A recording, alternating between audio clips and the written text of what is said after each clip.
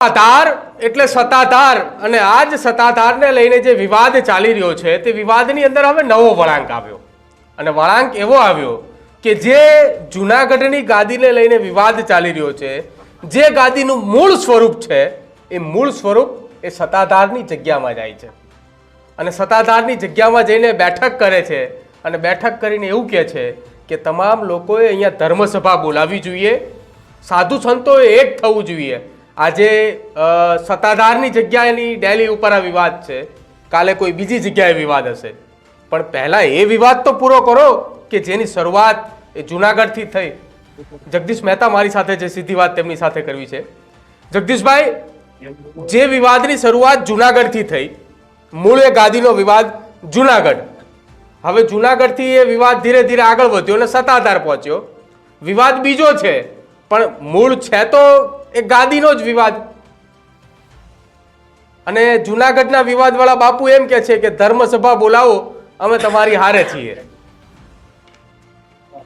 પ્રદીપભાઈ, મહેશગીરી બાપુએ વિજય બાપુના સમર્થનમાં સત્તાધારમાં એમ કીધું ધર્મસભા બોલાવો, અમે તમારી સાથે છીએ।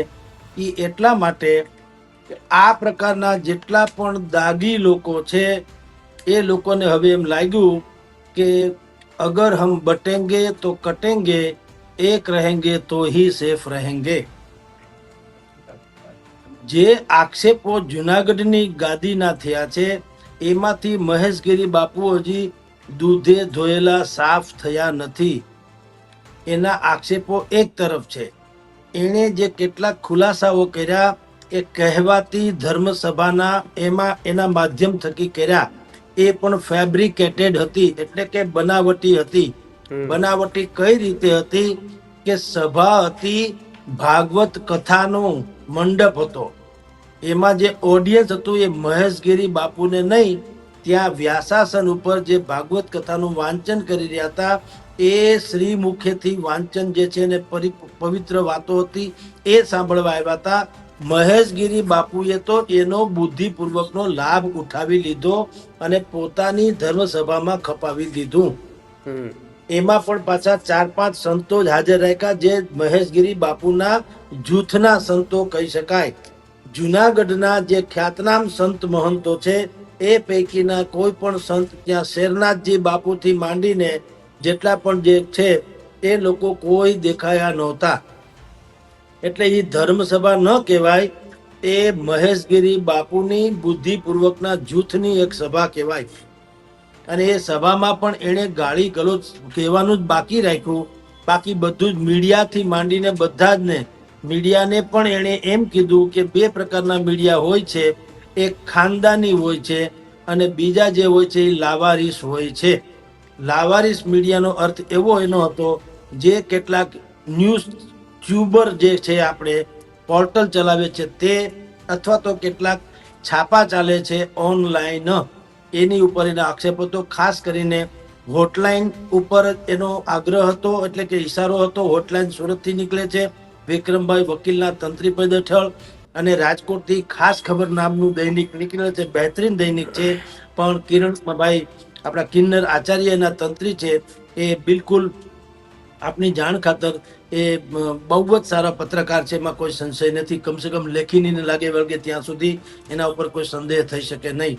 આવા બધા અખબારોને એણે લાવારીસ કીધા, આવા મીડિયાને લાવારીસ કીધા। બાકી બધા જે એના ફેવરનું લખે અથવા તો નીર ક્ષીર તારવા વગર દૂધ દહીંમાં પગ રાખીને વાત કરે એને તેઓ શ્રી ખાનદાન માને છે। આ વાત થઈ મહેશગીરી બાપુની। હવે એણે જે કાંઈ ખુલાસા કર્યા એ એકે ખુલાસા કોઈએ પૂછ્યા નહોતા, અને જે પ્રજાએ પૂછ્યા છે એનો કોઈ જવાબ એણે આપ્યો નથી। એ હું જ બિલકુલ કર્યું વિજય ભગતે સત્તાધારના। જે લોકોએ વિજય ભગત ઉપર આક્ષેપો કર્યા છે એમાંનો એક પણ જવાબ વિજય ભગતે આપ્યો નથી, અને વિજય ભગતે જે જવાબ આપ્યા એ કોઈ સાંભળવા માંગતું નહોતું। વિજય ભગત સામે આક્ષેપ એ છે કે તમે તમારા ગુરુ કહી શકાય, એટલે ગુરુ જ એવા જીવરાજ બાપુના અંતિમ સમયે જ્યારે 2-3 વર્ષ બીમાર હતા ત્યારે તમે એની બેસ્ટમાં બેસ્ટ કહી શકાય એવી શુશ્રુષા એટલે કે સારવાર શું કામ ન કરાવડાવી, એને આઇસોલેટ કરવામાં શું કામ રાખ્યા, એટલે જેમ નાના બાળકને અધૂરા મહિને જન્મેલા કુપોષિત નાના બાળકને કાચની પેટીમાં રાખે અને અત્યંત દર્દનાક જે હોય બીમારી એવા લોકોને આઈસીયુમાં ભરતી કરવામાં રાખે અને જેમ કોઈને મળવા દેવામાં નથી આવતા એમ જીવરાજ બાપુને તમે છેલ્લા 2-3 વર્ષ જે છે આઇસોલેટ શું કામ રાખ્યા? એને જોઈએ એવી સારવાર શું કામ ન કરાવડાવી? અને એના માટે થઈને નરેન્દ્ર સોલંકી જે ચોટીલા પાસે આપા ગીગાનો ઓટલો બાંધીને બેઠા છે, મહામંડલેશ્વરની પદવી પ્રાપ્ત છે, એવા નરેન્દ્ર સોલંકીએ એટલે નરેન્દ્ર બાપુએ હેલિકોપ્ટર લઈ સત્તાધારથી જીવરાજ બાપુને બાય એર એણે રાજકોટ જે છે વોકાર્ડ હોસ્પિટલ, ત્યારે વોકાર્ડ નામ હતું, અત્યારે નામ છે અત્યારે વોકાર્ડ છે, ત્યારે ગોંધિયા નામ હતું, એ વોકાર્ડ હોસ્પિટલમાં દાખલ કર્યા અને એની સારવાર કરાવડાવી. આ ગોવિંદ આ જે સારવારની વ્યવસ્થા જે છે એ ખરેખર તો અત્યારના જે વિજય મહંત જે છે, વિજય ભગત, એણે કરાવડાવી જોઈએ, જે કરાવડાવી નહીં અને નરેન્દ્ર સોલંકીએ કરાવડાવી પડી. પછી શું થયું છે, જીવરાજ બાપુ ત્યાંથી સારા થયા, પણ એ સારા થયા પછી કહેવાય છે કે સત્તાધાર જવા માંગતા નહોતા. તમે જુઓ, દુનિયામાં ધરતીનો છેડો ઘર કહેવાય છે. માણસને અમતે એમ જ લાગે કે મને મારા ઘરે લઈ જાવ તો સાતા મળશે, પછી જીવવું કે ન જીવવું. પણ જીવરાજ ભગત સત્તાધાર જવા માંગતા નહોતા અને એ આવ્યા. આપા ગીગાનો ઓટલો જે ચોટીલા પાસે બાંધીને બેઠા છે નરેન્દ્ર સોલંકી, તેને ત્યાં આવ્યા, રોકાણા. પછી નરેન્દ્ર સોલંકી જ્યારે બારગામ ગયા હતા તો પાછળથી સત્તાધારના મહંતના વિજય બાપુ અથવા તો એના માણસો આવીને જીવરાજ બાપુને લઈ ગયા. હવે એ પણ એવું કીધા કરવા વગર લઈ જાય એને અપહરણ કહેવાય. તમારે જો સારી એવડી મોટી હસ્તી છે જીવરાજ બાપુ, બાળ સહજ છે, એનામાં નિષ્પાપ જીવન હતું અને એ પરંપરાગત ગુરુ ગાદી જે કહેવાતી હતી, એના પૂર્વજો જેટલા થઈ ગયા, શામજી ભગતથી માંડી અને જેટલા પણ પૂર્વજો થઈ ગયા, એને અનુરૂપ એનું જીવન હતું. એવા લોકોને તમારે જો લઈ જવું હોય તો વાસ્તે ગાસ્તે લઈ જવું પડે, એના હામૈયા થાય, એનું બાકી બધી વિધિ વિધાન થાય, એને અપહરણ કરીને લઈ જાવ એવી રીતે લઈ જવાની જરૂર નહોતી. અને જ્યારથી લઈ ગયા ત્યારથી પછી દરેક લોકો માટે એના દર્શન સુલભ નહોતા. જે લોકો ગુરુ ગાદી કહેવાય, સત્તાધારની ચલાળા, પાળિયાદ ઇત્યાદિ જે છે એ ગુરુ ગાદી કહેવાય, એના મહંતો આવે તો એને દર્શન કરાવતા હતા જીવરાજ બાપુના. પણ કઈ રીતે? સીસીટીવી કેમેરાની જેમ એની સાથે પોતાના એટલે કે વિજય ભગતના 2-4 માણસોને અચૂક રાખતા હતા કે જેથી કરીને જીવરાજ બાપુ અને આ બંને મહંતો મળે તો કોઈ કાંઈ વાત કરી શકે નહીં ખાનગી વગેરેમાં. હવે આવી રીતે તમે આઇસોલેટ શું કામ રાખ્યા એ પણ પ્રશ્ન હતો, એનો જવાબ કંઈ દીધો નથી. તમે અત્યારે જેની સ્ક્રીન ઉપર દ્રશ્ય બતાવો તો એનું નામ છે સામત ગોગન મેર. એ પોરબંદરના મેયર છે અને ભૂતકાળમાં જે કેટલીક કુખ્યાત કે ઓલા નામચીન ગેંગો હતી, એ ગેંગના એક ગેંગનું નામ હતું આ ભાઈ સામત ગોગનની ગેંગ. હવે એના નામનું બોર્ડ મારી, સામત ગોગનને ખબર હોય કે નહીં રામ જાણે, પણ એના નામનું બોર્ડ મારીને સત્તાધારની જગ્યામાં રોડ ઉપર બોર્ડ મારીને ત્યાં ગીતાબેન વ્યાસ કરીને એક મહિલા અડીંગો જમાવીને બેઠા છે. હવે ગીતાબેન કોણ છે, ક્યાં છે, શું છે ને શું કામ છે, એનો કોઈ જવાબ વિજય ભગતે આપ્યો નથી. જે રીતે મહેશગીરીએ જુનાગઢની ધર્મસભામાં પોતાને બોલવું હતું એ જ બોલ્યા, એવી રીતે વિજય બાપુ જે છે એ પણ મીડિયાને સિલેક્ટેડ રીતે જ કંઈક વાત કરવાની કીધી. પણ જે પ્રશ્નો આખા ભારતમાં કે અત્યારે સત્તાધારના કોટી ભાવિકોના મગજમાં ઉમટી રહ્યા છે એમાંનો કોઈ જવાબ એણે આપ્યો નથી.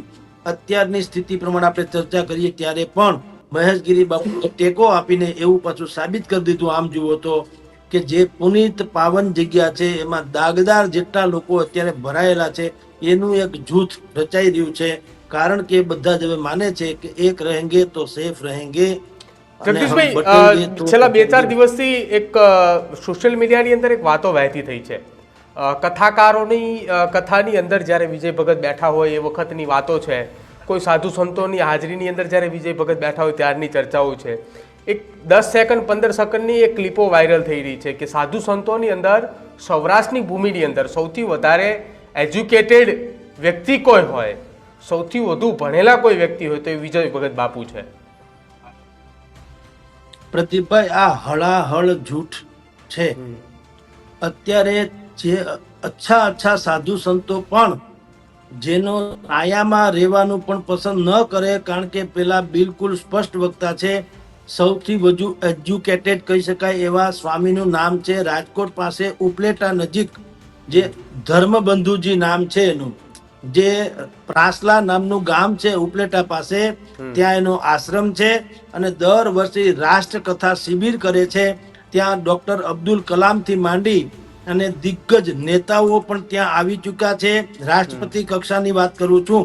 અને સૈન્યના જેટલા વડા છે, ફિલ્મ સ્ટાર મુકેશ ખન્નાથી માંડી અને સૈન્યના જેટલા વડા છે, ઇવન દો જમ્મુ કાશ્મીરના મુખ્યમંત્રી રહી ચૂકેલા એવા ભાઈ ફારૂક અબ્દુલ્લા પણ ત્યાં આવેલા છે. અને આપને કહી દઉં, એક જ મંચ ઉપર ફારૂક અબ્દુલ્લા, મુકેશ ખન્ના અને હું પોતે, અમે ત્રણેય ત્યાં યજ્ઞમાં આહુતિ આપેલી છે.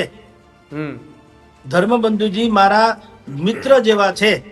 એનું એજ્યુકેશન કેવું હશે એની હું તમને એક ખાલી વાત કરી દઉં કે આપણા ચારેય વેદ, 18 પુરાણ થી માંડી બાઇબલ, કુરાન સહિતની આયાતોથી માંડીને બધું જ એને કંઠસ્થ છે.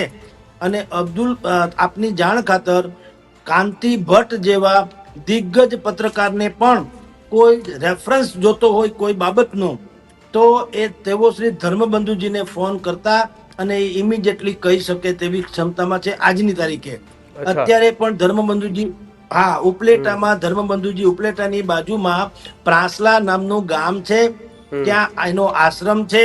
અને હમણાં નજીકના ભવિષ્યમાં ત્યાં રાષ્ટ્રકથા શિબિર, એ એની 15મી 16મી ક્યાંક રાષ્ટ્રકથા શિબિર છે. બાકી બધા ભાગવત કથા કરે, ફલાણું કથા કરે, રામ કથા કરે, બધી કથા બધા કરે છે. આ ધર્મબંધુજી છે એ રાષ્ટ્ર કથા કરે છે. અને એમાં સૈન્યના વડાઓ, સીબીઆઈના વડાઓ, રો ઇન્ટેલિજન્સ એના વડાઓ, રાજકીય નેતાઓ, એ બધાઓ ત્યાં આવે છે.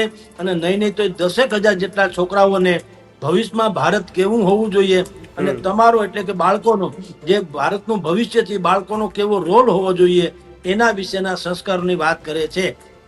એટલે જે ભણેલા ગણેલા લોકો માને છે કે, જે કેટલાક સાધુ સંતો એમ કહે છે કે ભાઈ વિજય ભગત છે સૌથી વધુ ભણેલા છે, તો એ તો ઉજળ ગામમાં એડો પ્રધાન જેવી વાત થઈ. સૌથી વધુ ભણેલા ગણેલા મેં કીધું એમ ધર્મબંધુજી છે.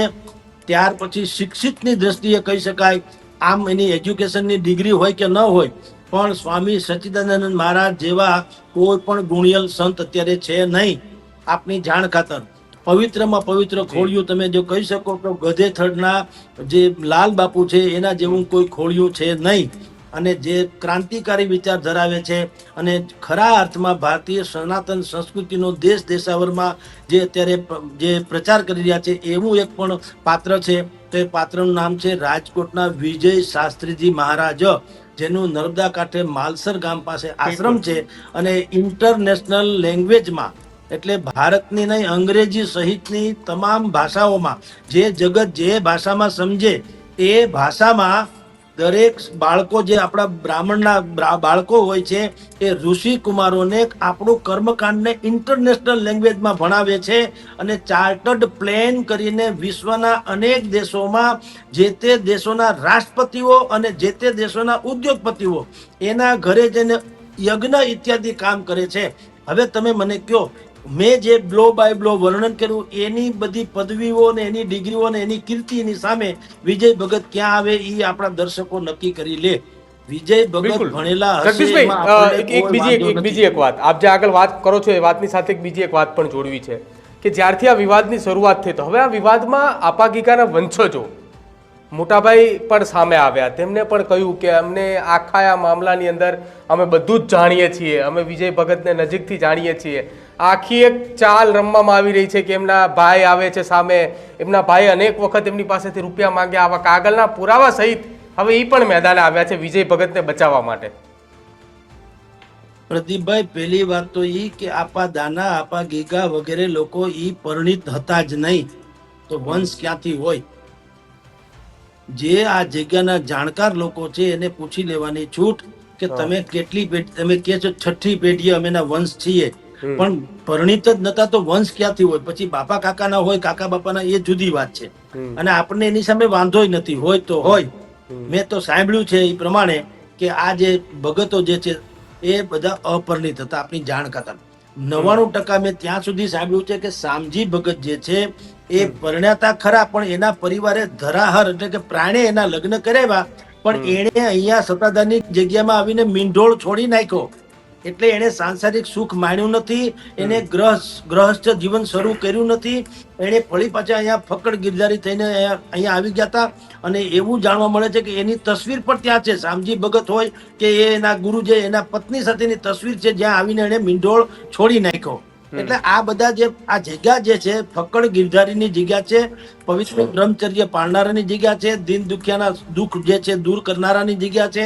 આત્મ સુખ માણવાનું નથી, દરેકના આત્માને સુખ થાય એવું જીવન જીવવા માટેની આ જગ્યા છે. અને એ એટલા માટે આટલી પવિત્ર છે કે ત્યાં એવા લોકો સંતો મહંતો થઈ ગયા કે જેને હાથ અડે જેમ લોહા કંચન હો જાય કે છે ને, કે જે અમુક લોકોને આપણે હાથ અડીએ તો કંચન જેવા થઈ જાય. પાડા પર જ્યાં પીર થઈ જતા હોય ને પીર થઈને પૂજાણા હોય તો તમે એની પવિત્રતા જુઓ. એટલે 6ઠી પેઢીના વંશ કે 10મી પેઢીના વંશ આપણે એનો વિરોધ નથી કરતા, પણ જે જાણ્યું છે એ પ્રમાણે જ્યારે એ લોકો પરિણિત જ નતા તો વંશ ક્યાંથી હોય એક વાત. અને બીજું કે એ ભલે કે વિજય ભગતના આવવાથી અહીંની ડેવલપમેન્ટ થયું છે સત્તાધારનું, ભાઈ એ ડેવલપમેન્ટ થયું છે એ તો કઈ ઇન્ફ્રાસ્ટ્રક્ચરનું ડેવલપમેન્ટ થયું છે. એટલે કે નાની ડેલીમાંથી ડેલો થયો, નાની ધર્મશાળામાંથી મોટી ધર્મશાળા થઈ, નાના રોહડામાંથી મોટું રોહડું થયું. પણ એ તો મેં કીધું તેમ એ તો મિકેનિઝમ થયું, એ વિકાસ ચોક્કસ થયો, પણ કેવો થયો? ઇન્ફ્રાસ્ટ્રક્ચરનો. પણ અહીંયા વાત ઇન્ફ્રાસ્ટ્રક્ચરની નથી, અહીંયા વાત નૈતિકતાની છે કે તમારે અહીંયા જે કેટલાક સાધુ ચરિત્ર નિયમ પાળવા જોઈએ એ તમે પાળો છો ખરા? વિજય ભગત ગાળો શું કામ બોલે છે? વિજય ભગત ગાંજો ચરસ શું કામ પીવે છે? વિજય ભગત કોકને માર શું કામ મરાવડાવે છે?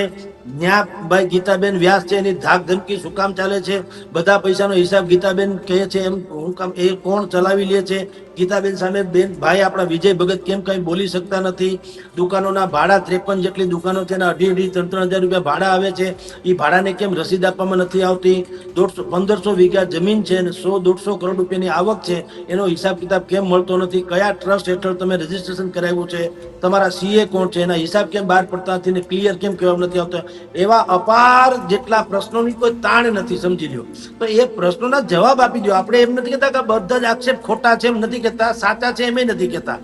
હું એમ કહું છું જ્યારે તમારી ઉપર આટલા આક્ષેપ આવે તો તમારે બિલકુલ એ આક્ષેપને શાંત ચિત્તે સમાજ સમજી શકે એ ભાષામાં જવાબ આપવો જોઈએ, તો દૂધનું દૂધ ને પાણીનું પાણી થઈ જાય.